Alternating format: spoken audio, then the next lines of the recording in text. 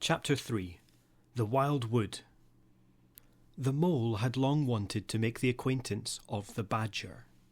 He seemed by all accounts to be such an important personage, and, though rarely visible, to make his unseen influence felt by everybody about the place. But whenever the mole mentioned his wish to the water rat, he always found himself put off. "It's all right," the rat would say. "Badger will turn up some day or other. He's always turning up, and then I'll introduce you. The best of fellows. But you must not only take him as you find him, but when you find him." "Couldn't you ask him here? Dinner or something?" said the mole. "He wouldn't come," replied the rat simply. "Badger hates society, and invitations, and dinner, and all that sort of thing." "Well then, supposing we go and call on him," suggested the mole. "Oh, I'm sure he wouldn't like that at all," said the rat, quite alarmed. "He's so very shy, he'd be sure to be offended. I've never even ventured to call on him at his own home myself, though I know him so well. Besides, we can't. It's quite out of the question because he lives in the very middle of the wild wood." "Well, supposing he does," said the mole. "You told me the wild wood was all right, you know." "Oh, I know, so it is," replied the rat evasively. "But I think we won't go there just now. Not just yet. It's a long way, and he wouldn't be at home this time of year anyhow, and he'll be coming along some day, if you'll wait quietly." The mole had to be content with this. But the badger never came along, and every day brought its amusements, and it was not till summer was long over, and cold and frost and miry ways kept them much indoors, and the swollen river raced past outside their windows with a speed that mocked at boating of any sort or kind, that he found his thoughts dwelling again with much persistence on the solitary grey badger who lived his own life, by himself, in his hole in the middle of the wild wood. In the winter time the rat slept a great deal, retiring early and rising late. During his short day he sometimes scribbled poetry or did other small domestic jobs about the house, and of course there were always animals dropping in for a chat, and consequently there was a good deal of storytelling and comparing notes on the past summer and all its doings. Such a rich chapter it had been when one came to look back on it all, with illustrations so numerous and so highly coloured. The pageant of the riverbank had marched steadily along, unfolding itself in scene pictures that succeeded each other in stately procession. Purple loosestrife arrived early, shaking luxuriant tangled locks along the edge of the mirror whence its own face laughed back at it. Willow herb, tender and wistful, like a pink sunset cloud, was not slow to follow.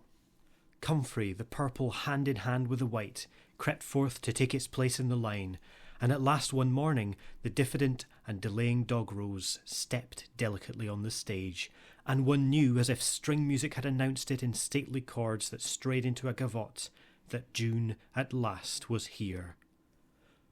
One member of the company was still awaited, the shepherd boy for the nymphs to woo, the knight for whom the ladies waited at the window, the prince that was to kiss the sleeping summer back to life and love. But when Meadowsweet, debonair and odorous in amber jerkin, moved graciously to his place in the group, then the play was ready to begin. And what a play it had been! Drowsy animals, snug in their holes while wind and rain were battering at their doors, recalled still keen mornings, an hour before sunrise, when the white mist, as yet undispersed, clung closely along the surface of the water. Then the shock of the early plunge, the scamper along the bank, and the radiant transformation of earth, air, and water, when suddenly the sun was with them again, and grey was gold, and colour was born and sprang out of the earth once more. They recalled the languorous siesta of hot midday, deep in green undergrowth, the sun striking through in tiny golden shafts and spots, the boating and bathing of the afternoon, the rambles along dusty lanes and through yellow cornfields, and the long, cool evening at last, when so many threads were gathered up, so many friendships rounded, and so many adventures planned for the morrow. There was plenty to talk about on those short winter days when the animals found themselves round the fire. Still, the mole had a good deal of spare time on his hands, and so one afternoon, when the rat in his armchair before the blaze was alternately dozing and trying over rhymes that wouldn't fit, he formed the resolution to go out by himself and explore the wild wood, and perhaps strike up an acquaintance with Mr. Badger. It was a cold, still afternoon, with a hard, steely sky overhead, when he slipped out of the warm parlour into the open air.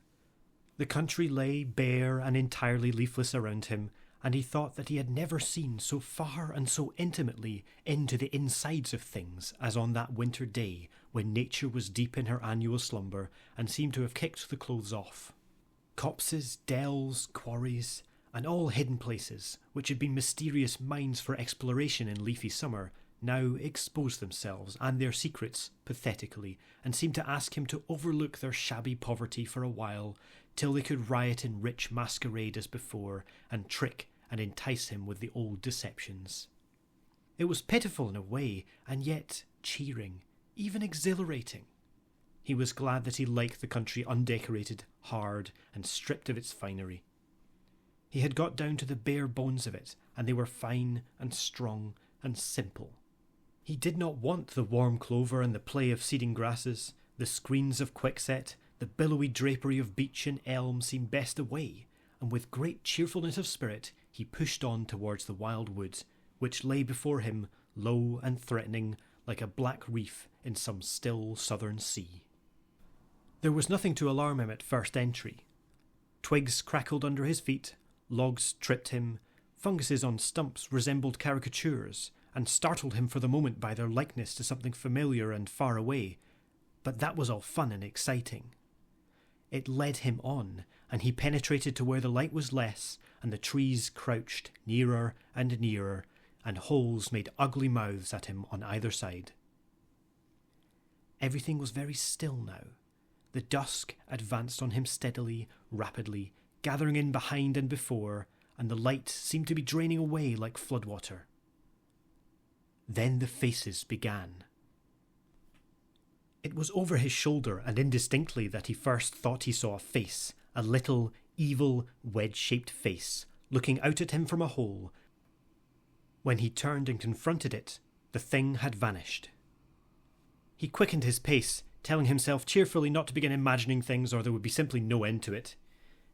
He passed another hole, and another, and then, yes, no, yes, certainly, a little, narrow face with hard eyes had flashed up for an instant from a hole and was gone. He hesitated, braced himself up for an effort, and strode on. Then suddenly, and as if it had been so all the time, every hole, far and near, and there were hundreds of them, seemed to possess its face, coming and going rapidly, all fixing on him glances of malice and hatred, all hard-eyed and evil and sharp. If he could only get away from the holes in the banks, he thought, there would be no more faces. He swung off the path and plunged into the untrodden places of the wood. Then the whistling began. Very faint and shrill it was, and far behind him when he first heard it. But somehow it made him hurry forward. Then, still very faint and shrill, it sounded far ahead of him and made him hesitate and want to go back. As he halted in indecision, it broke out on either side, and he seemed to be caught up and passed on throughout the whole length of the wood to its farthest limit. They were up and alert and ready, evidently, whoever they were, and he was alone and unarmed and far from any help, and the night was closing in. Then the pattering began. He thought it was only falling leaves at first, so slight and delicate was the sound of it. Then, as it grew, it took a regular rhythm, and he knew it for nothing else but the pat-pat-pat of little feet, still a very long way off. Was it in front or behind? It seemed to be the first one, and then the other, and then both. It grew and it multiplied till from every quarter as he listened anxiously, leaning this way and that, it seemed to be closing in on him. As he stood still to hearken, a rabbit came running hard towards him through the trees. He waited, expecting it to slacken pace or to swerve from him into a different course. Instead, the animal almost brushed past him as it dashed past, his face set and hard, his eyes staring. "Get out of this, you fool! Get out!" the mole heard him mutter as he swung round a stump and disappeared down a friendly burrow. The pattering increased till it sounded like sudden hail on the dry leaf carpet spread around him. The whole wood seemed running now, running hard, hunting, chasing, closing in round something or somebody. In panic, he began to run too, aimlessly, he knew not whither. He ran up against things, he fell over things and into things, he darted under things and dodged round things. At last he took refuge in the deep, dark hollow of an old beech tree which offered shelter, concealment, perhaps even safety, but who could tell? Anyhow, he was too tired to run any further, and could only snuggle down into the dry leaves which had drifted into the hollow and hope he was safe for a time. And as he lay there panting and trembling, and listened to the whistlings and the patterings outside, he knew it at last, in all its fullness, that dread thing which other little dwellers in field and hedgerow had encountered here, and known as their darkest moment, that thing which the rat had vainly tried to shield him from, the terror of the wild wood. Meantime the rat, warm and comfortable, dozed by his fireside. His paper of half-finished verses slipped from his knee, his head fell back, his mouth opened, and he wandered by the verdant banks of dream rivers. Then a coal slipped, the fire crackled and sent up a spurt of flame, and he woke with a start. Remembering what he had been engaged upon, he reached down to the floor for his verses, pored over them for a minute, and then looked round for the mole to ask him if he knew a good rhyme for something or other. But the mole was not there. He listened for a time. The house seemed very quiet. Then he called "Molly" several times, and receiving no answer, got up and went out into the hall. The mole's cap was missing from its accustomed peg. His goloshes, which always lay by the umbrella stand, were also gone. The rat left the house and carefully examined the muddy surface of the ground outside, hoping to find the mole's tracks. There they were, sure enough. The goloshes were new, just bought for the winter, and the pimples on their soles were fresh and sharp. He could see the imprints of them in the mud, running along straight and purposeful, leading direct to the wild wood. The rat looked very grave, and stood in deep thought for a minute or two.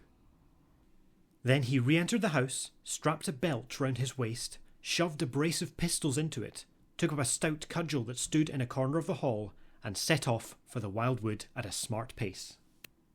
It was already getting towards dusk when he reached the first fringe of trees and plunged without hesitation into the wood, looking anxiously on either side for any sign of his friend.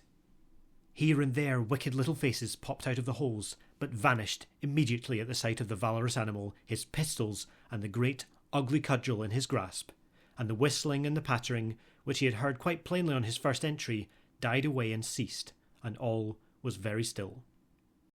He made his way manfully through the length of the wood to its furthest edge.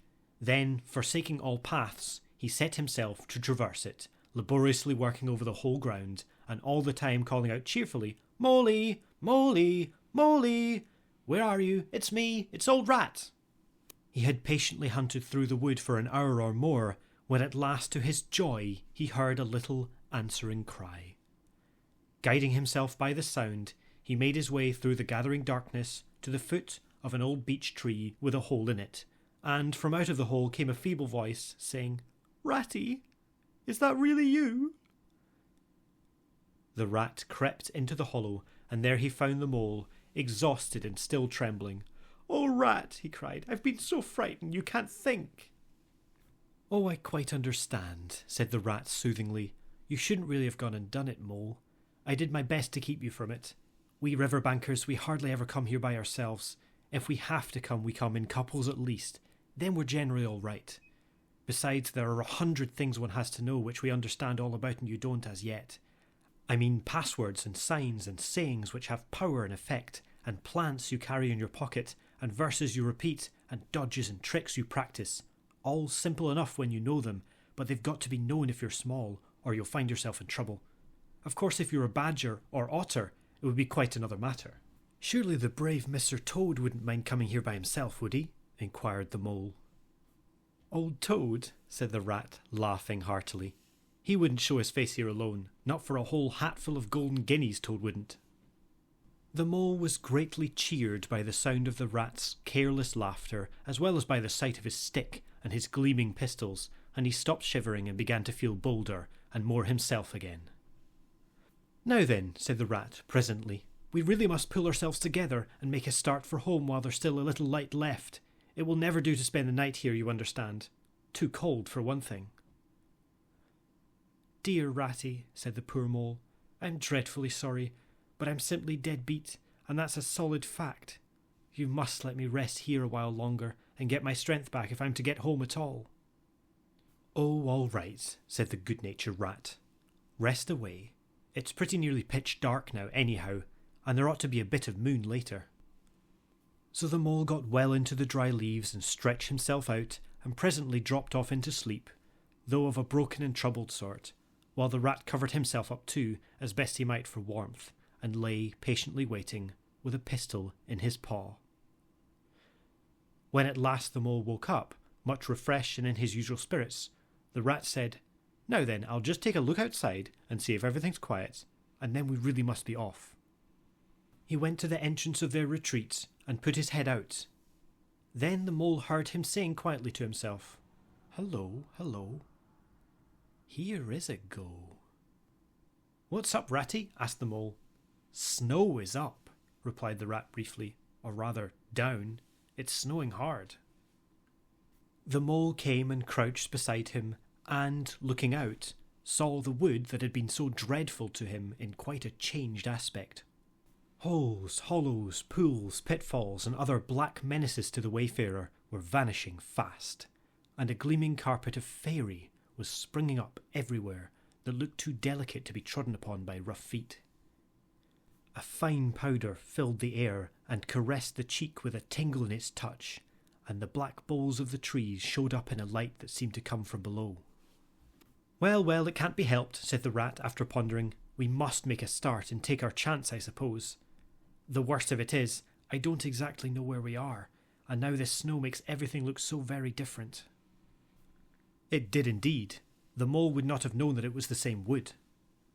However, they set out bravely and took the line that seemed most promising, holding on to each other and pretending, with invincible cheerfulness, that they recognised an old friend in every fresh tree that grimly and silently greeted them, or saw openings, gaps, or paths with a familiar turn in them, in the monotony of white space and black tree trunks that refused to vary.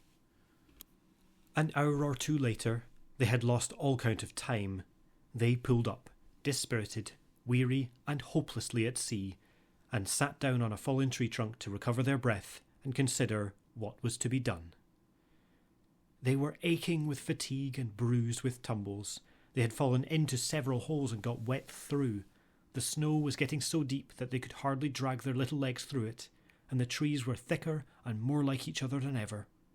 There seemed to be no end to this wood, and no beginning, and no difference in it, and worst of all, no way out. "We can't sit here very long," said the rat. "We shall have to make another push for it, and do something or other. The cold is too awful for anything, and the snow will soon be too deep for us to wade through." He peered about him and considered. "Look here," he went on. "This is what occurs to me. There's a sort of dell down here in front of us, where the ground seems all hilly and humpy and hummocky. We'll make our way down into that, and try and find some sort of shelter, a cave or hole with a dry floor to it, out of the snow and the wind, and there we'll have a good rest before we try again, for we're both of us pretty dead beat. Besides, the snow may leave off, or something may turn up." So once more they got on their feet and struggled down into the dell, where they hunted about for a cave or some corner that was dry and a protection from the keen wind and the whirling snow. They were investigating one of the hummocky bits the rat had spoken of, when suddenly the mole tripped up and fell forward on his face with a squeal. "Oh, my leg!" he cried. "Oh, my poor shin!" And he sat up on the snow and nursed his leg in both his front paws. "Poor old mole," said the rat kindly. "You don't seem to be having much luck today, do you? Let's have a look at the leg." "Yes," he went on, going down on his knees to look. "You've cut your shin, sure enough. Wait till I get at my handkerchief and I'll tie it up for you." I must have tripped over a hidden branch or a stump, said the mole miserably. Oh my, oh my. It's a very clean cut, said the rat, examining it again attentively. That was never done by a branch or a stump. Looks as if it was made by a sharp edge of something in metal. Funny. He pondered a while and examined the humps and slopes that surrounded them. Well, never mind what done it, said the mole, forgetting his grammar in his pain. It hurts just the same, whatever done it. But the rat, after carefully tying up the leg with his handkerchief, had left him and was busy scraping in the snow. He scratched and shovelled and explored, all 4 legs working busily, while the mole waited impatiently, remarking at intervals, "Oh, come on, rat!" Suddenly the rat cried, "Hooray!" and then, "Hooray, hooray, hooray, hooray!" and then fell to executing a feeble jig in the snow. "What have you found, Ratty?" asked the mole, still nursing his leg. "Come and see," said the delighted rat as he jigged on. The mole hobbled up to the spot and had a good look. "Well," he said at last slowly, "I see it right enough. Seen the same sort of thing before, lots of times. Familiar object, I call it. A door scraper. Well, what of it? Why dance jigs around a door scraper?" "But don't you see what it means, you dull-witted animal?" cried the rat impatiently. "Of course I see what it means," replied the mole. "It simply means that some very careless and forgetful person has left his door scraper lying about in the middle of the wild wood, just where it's sure to trip everybody up. Very thoughtless of him, I call it. When I get home, I shall go and complain about it to somebody or other. See if I don't." Oh dear, cried the rat in despair at his obtuseness. "Here, stop arguing and come and scrape." And he set to work again and made the snow fly in all directions around him. After some further toil, his efforts were rewarded, and a very shabby doormat lay exposed to view. "There! What did I tell you?" exclaimed the rat in great triumph. "Absolutely nothing whatsoever," replied the mole with perfect truthfulness. "Well now," he went on, "you seem to have found another piece of domestic litter, done for and throw away. And I suppose you're perfectly happy. Better go ahead and dance your jig round that if you've got to, and get it over, and then perhaps we can go on and not waste any more time over rubbish heaps. Can we eat a doormat, or sleep under a doormat, or sit on a doormat and sledge home over the snow on it, you exasperating rodent?" "Do you mean to say," cried the excited rat, "that this doormat doesn't tell you anything?" "Really, rat," said the mole, quite pettishly, "I think we've had enough of this folly. Who ever heard of a doormat telling anyone anything? They simply don't do it. They are not that sort at all. Doormats know their place." "Now look here, you thick-headed beast," replied the rat, really angry. "This must stop. Not another word, but scrape. Scrape and scratch and dig and hunt round, especially on the sides of the hummocks, if you want to sleep dry and warm tonight, for it's our last chance." The rat attacked a snowbank beside them with ardour, probing with his cudgel everywhere, and then digging with fury. And the mole scraped busily too, more to oblige the rat than for any other reason, for his opinion was that his friend was getting light-headed. Some 10 minutes' hard work, and the point of Rat's cudgel struck something that sounded hollow. He worked till he could get a paw through and feel, then called the mole to come and help him. Hard at it went the 2 animals, till at last the result of their labours stood full in view of the astonished and hitherto incredulous mole. In the side of what had seemed to be a snowbank stood a solid-looking little door, painted a dark green. An iron bell-pull hung by the side, and below it, on a small brass plate, neatly engraved in square capital letters, they could read by the aid of moonlight, "Mr. Badger." The mole fell backwards on the snow from sheer surprise and delight. "Rat," he cried in penitence, "you're a wonder, a real wonder. That's what you are. I see it all now. You argued it out, step by step, in that wise head of yours, from the very moment that I fell and cut my shin, and you looked at the cut, and at once your majestic mind said to itself, 'Door scraper,' and then you turned to and found the very door scraper that done it. Did you stop there? No. Some people would have been quite satisfied, but not you. Your intellect went on working. Let me only just find a doormat, says you to yourself, and my theory is proved. And of course you found your doormat. You're so clever, I believe you could find anything you liked. Now, says you, that door exists, as plain as if I saw it. There's nothing else remains to be done but to find it. Well, I've read about that sort of thing in books, but I've never come across it before in real life. You ought to go where you'll be properly appreciated. You're simply wasted here among us fellows. If only I had your head, Ratty. But as you haven't, interrupted the rat rather unkindly, I suppose you're going to sit on the snow all night and talk? Get up at once and hang on to that bell pull you see there and ring hard as you can, while I hammer. While the rat attacked the door with his stick, the mole sprang up at the bell pull, clutched it and swung there, both feet well off the ground, and from quite a long way off they could faintly hear a deep-toned bell respond.